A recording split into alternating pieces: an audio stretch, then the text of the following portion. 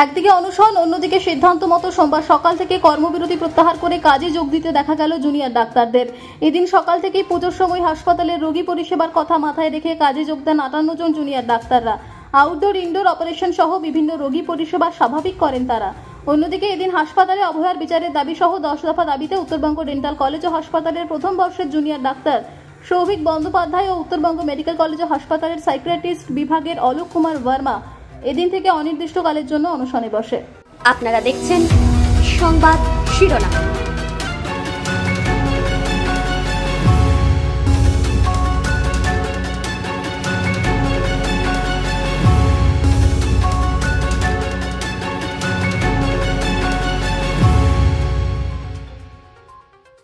আজকে না, এটা অনশন চলছে গতকাল থেকে, অলরেডি 24 ঘন্টা হয়ে গেছে। তারপরে আজকে সকাল 11টা থেকে আরও 2 ঘন্টা আজকের জন্য হয়ে গেছে। এটা ইনডিফিনিট টাইমের জন্য আমরা হাঙ্গার স্ট্রাইক রেখেছি।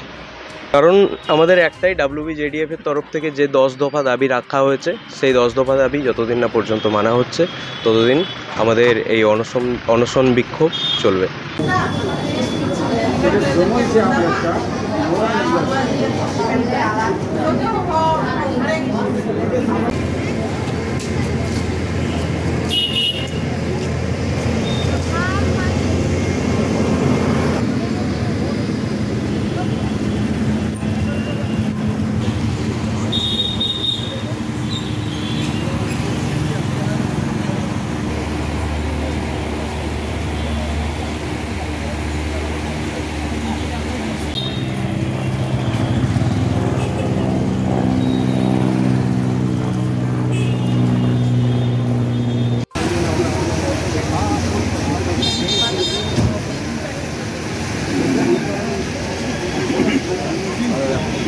এটা ছাড়া